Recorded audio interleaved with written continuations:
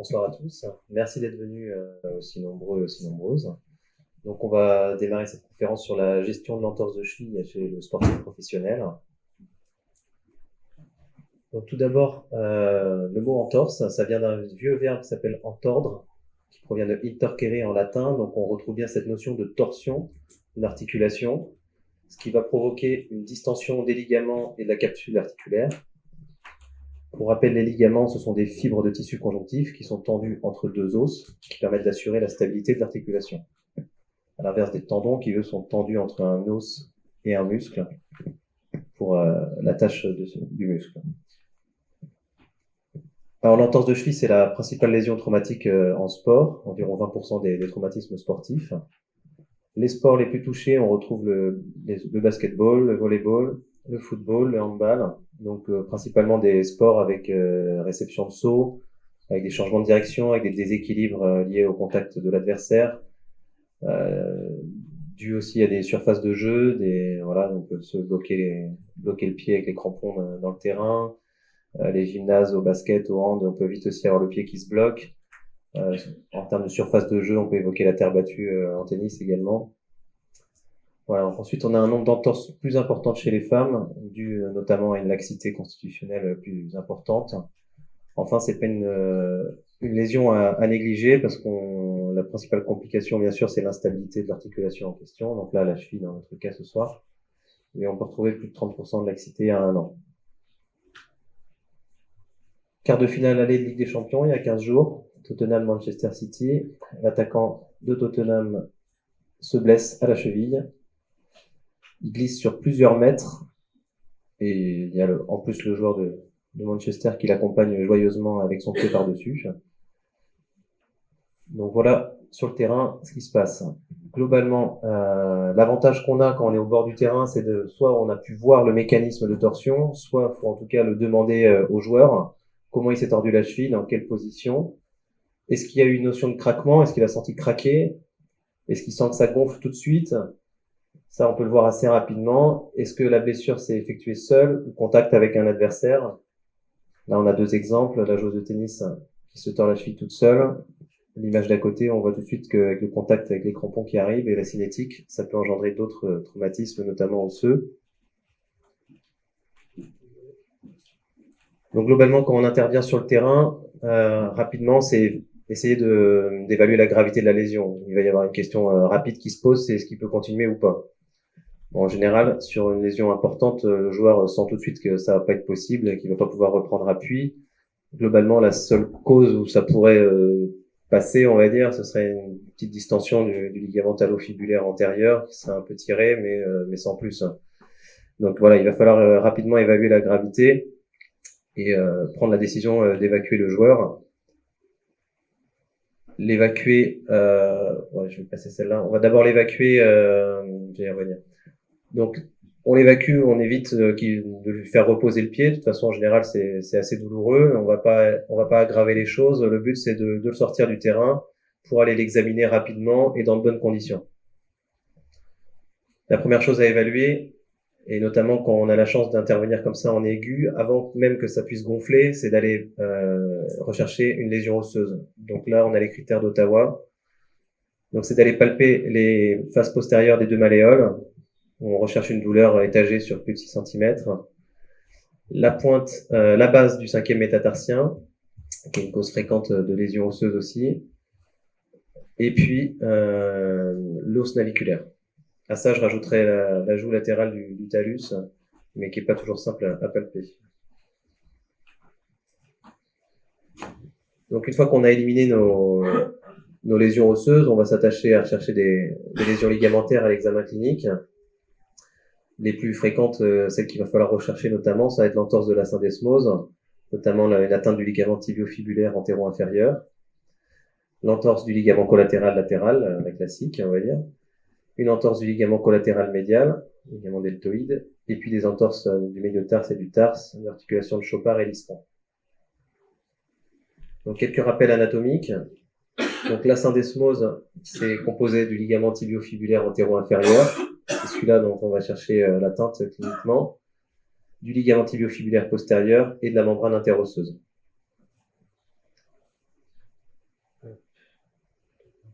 Voilà. Ici, on a le ligament tibiofibulaire antéro-inférieur qui unit le tibia et la fibula et qui assure la stabilité de la mortaise. Parce qu'il faut bien comprendre que l'articulation de la cheville, c'est ça, c'est une mortaise, c'est vraiment cette pince que représentent les deux malléoles et dans lequel vient s'encastrer le talus. Et à partir du moment où on va avoir une lésion du ligament tibiofibulaire, voire plus, parce que c'est lui qui lâche en premier, mais si ça s'aggrave, on a ensuite la membrane interosseuse, on va avoir un diastasis, un écartement de la pince.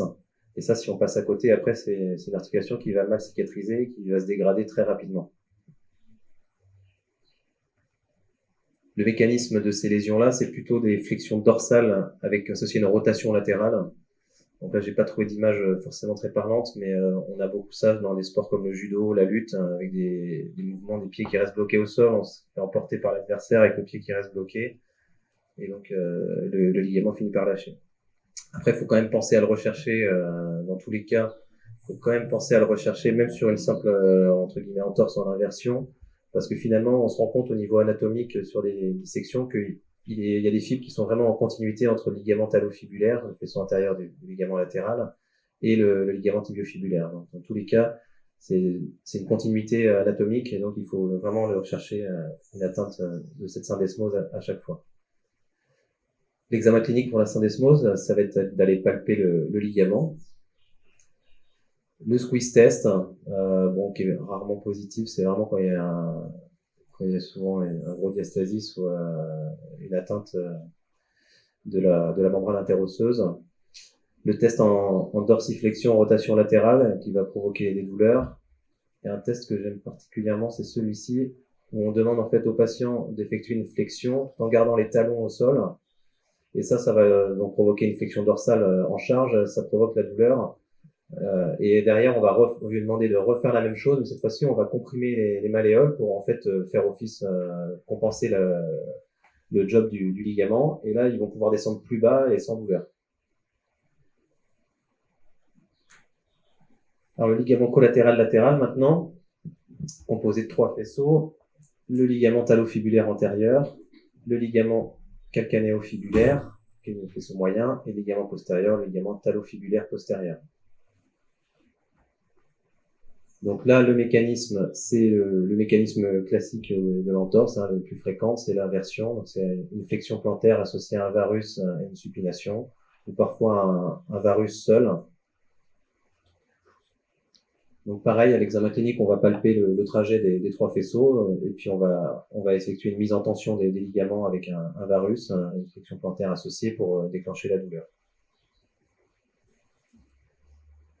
L'entorse du ligament collatéral médial, le ligament deltoïde. Donc c'est un ligament qui est tendu en éventail, avec un faisceau tibiotalaire postérieur et tibiotalaire antérieur, et également un faisceau tibiocalcanéen et tibionaviculaire. Là, il y a 2 mécanismes d'atteinte, c'est soit le valgus forcé, soit on le retrouve également sur des mécanismes en inversion, où en fait on va avoir une lésion du plan externe, mais ça va venir impacter, on va avoir des lésions du plan interne par impaction. Donc ensuite, l'entorse du chopard et du lisfranc. Donc le chopard, c'est l'articulation qui relie le calcanéum et le cuboïde et le talus avec le naviculaire. Et puis le lisfranc, ça va être l'articulation qui unit les métatarsiens avec les 3 os cunéiformes et le cuboïde. Donc le chopard, c'est du ligament calcanéo-cuboïdien latéral, du ligament bifurqué, du ligament talonaviculaire dorsal et du ligament calcanéo-naviculaire plantaire qu'on appelle aussi le spring ligament. Tandis que le lisfranc, c'est tous les petits ligaments qui relient les 3 cunéiformes avec le cuboïde au métatarse.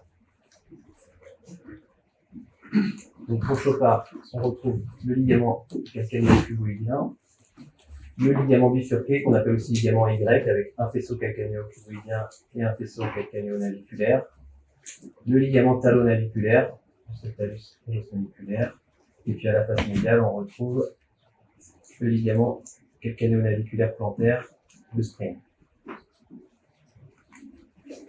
Là, le mécanisme traumatique, ça va donc être une flexion plantaire forcée, associée plus ou moins à une supination.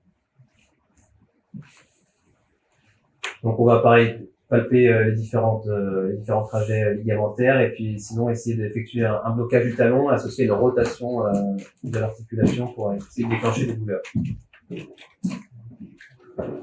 On n'oubliera pas le testing des différents tendons, notamment du tibial postérieur, du tendon des fibulaires et du long fléchisseur de l'hallux. Donc le tibial postérieur et les fibulaires, on va faire des inversions, des varus contre résistance et valgus contre résistance, voir si ça déclenche des douleurs. On va palper le trajet des tendons en rétromalléolaire.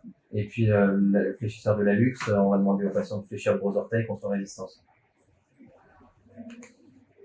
Une fois qu'on a fait notre examen clinique, on a une idée un petit peu de ce qu'on suspecte. On va donc tout de suite mettre en place ce qui est vite important, c'est le protocole grec, le protocole Rice. C'est d'aller glacer la cheville, éviter qu'il y ait un hématome qui survienne, en tout cas le limiter au maximum. On sait notamment que sur le traumatisme du ligament talofibulaire, sur l'entorse en inversion, il y a un petit rameau, il y a une petite branche vasculaire de l'artère dorsale pédieuse craque très souvent, qui est touché, et c'est ça qui crée ce gros hématome et la grosse cheville qu'on a régulièrement. Donc le protocole grec, donc c'est glace, repos, élévation, contention. Donc le but, ça va être évidemment de drainer un petit peu cette œdème, étant donné qu'on va immobiliser dans un premier temps et limiter l'appui et mettre une décharge. Forcément, il va falloir drainer un petit peu tout ça avec des bandes de contention, en massant les mollets pour favoriser le retour veineux. L'élévation, c'est dans le même but. Et donc immobilisation pour éviter donc que la cheville que ça tire davantage sur les ligaments. Le but, c'est vraiment éviter de faire des dégâts supplémentaires, c'est limiter l'apparition de l'hématome. Et la décharge, c'est pour éviter d'appuyer alors qu'il pourrait y avoir une lésion osseuse, un arrachement ligamentaire. Voilà, c'est en attendant d'aller faire un bilan complémentaire et de savoir exactement ce qu'il y a.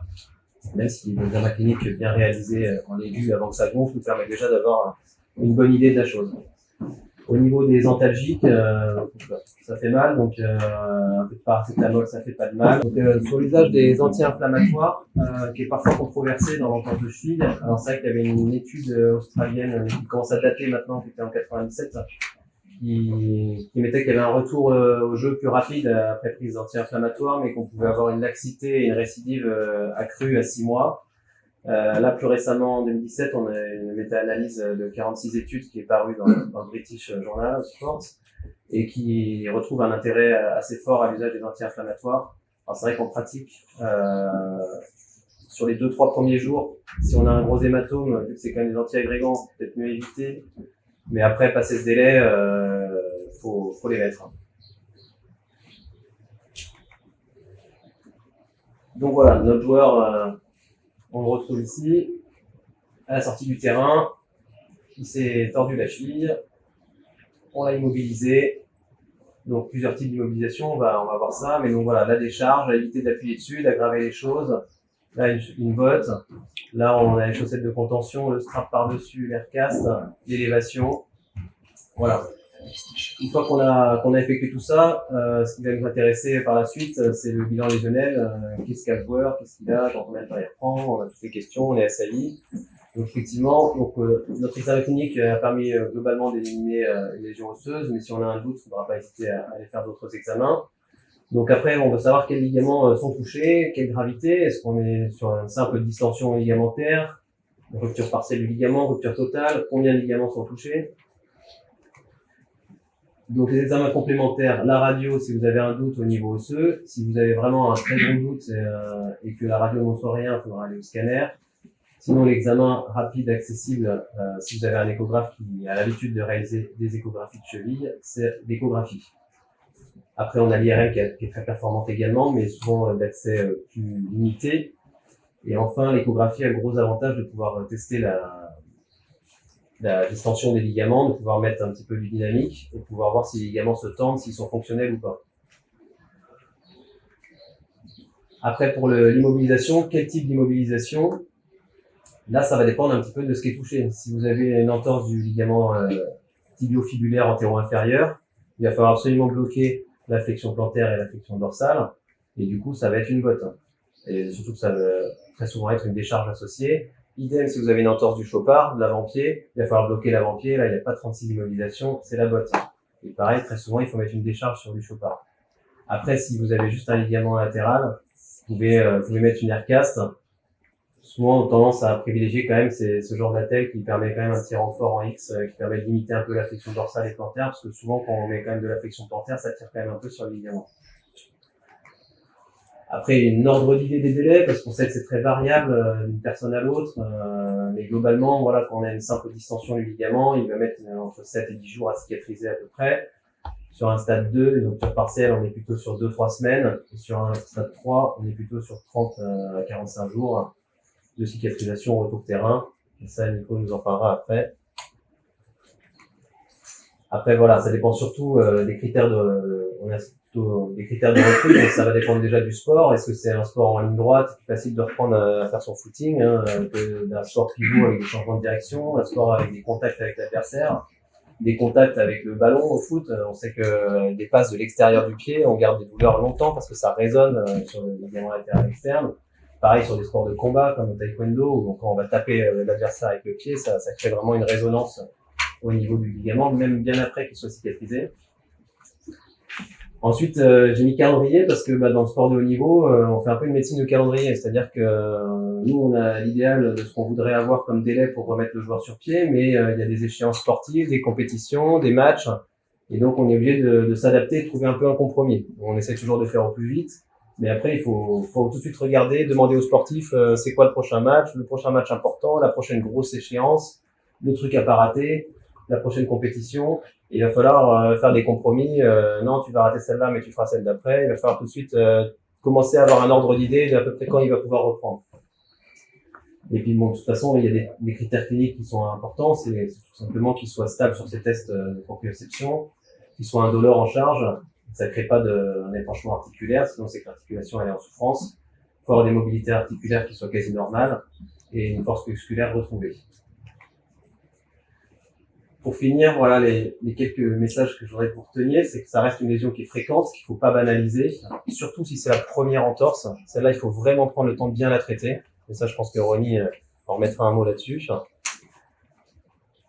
Donc rapidement, quand on est au bord du terrain, rapidement effectuer, évaluer la blessure, faire sortir le joueur pour pouvoir l'examiner comme il faut, rapidement avant que ça gonfle, et puis rapidement mettre en place le protocole grec. Je l'ai pas dit, mais concrètement, comment ça se passe, c'est parce que bon, c'est vrai qu'on a le joueur, il est tout habillé. On l'a vu encore hier soir, s'il y en a qui ont regardé le match PSG Monaco. Verratti qui s'est fait une entorse, mais globalement, il faut le ramener. C'est compliqué de l'examiner avec la chaussette, la chaussure, donc c'est pour ça qu'il faut vite le sortir du terrain, lui enlever tout ça, l'examiner, et puis après, hop, on pose la glace, on glace déjà rapidement. C'est la première chose à faire, c'est vraiment glacer. Donc, mais d'abord, faut l'examiner, et ensuite on glace parce qu'après, si ça gonfle, on peut plus rien examiner. Après, il va être douloureux. Une fois que ça refroidit, il aura mal partout. On ne saura plus qui est quoi entre l'œdème et les lésions. Mais après, une fois qu'on a fini l'examen, donc on glace. Derrière, il va prendre sa douche. À la sortie de la douche, on reglace un coup. Et puis là, cette fois, on strappe, on immobilise. Et puis, on limite l'appui. Idéalement, 2-3 jours sans appui. On prend pas de risque. C'est le temps d'aller faire les examens. On met de la contention. On surélève. Voilà. Il n'aurait pas à avoir le temps de faire il n'a pas le temps normalement de faire ça fait vite si on prend bien toutes les précautions. Donc après les lésions sur lesquelles il faut vraiment pas passer à côté, c'est la lésion de la syndesmose du LTFAI, très important. Ça, si on passe à côté et qu'on laisse reprendre, parce que ça peut être des gens qui n'ont pas tellement mal des fois qui reprennent, mais ça peut vite s'aggraver. Les lésions osseuses, donc bien faire attention, la pointe de la malléole, la base du cinquième, le naviculaire, et je rajouterai à ça les lésions du dôme du talus et la joue latérale du talus. Là, c'est plutôt les examens complémentaires qui peuvent nous aider également sur ces deux derniers. Les entorses du chopard, très important, mais en général, c'est extrêmement douloureux aussi. Et les lésions du ligament calcanéo-fibulaire, donc le faisceau moyen du ligament latéral externe, parce que autant avec un talon fibulaire rompu, on peut faire beaucoup de sport, autant s'il y a le calcanéo-fibulaire qui est rompu également, ça va être beaucoup plus compliqué. Donc voilà, faire un bon bilan lésionnel, c'est important, ça permet de mettre en place ensuite une immobilisation adaptée et une rééducation adaptée. Voilà, et sur ce, je laisse la place ensuite pour la rééducation à Nicolas.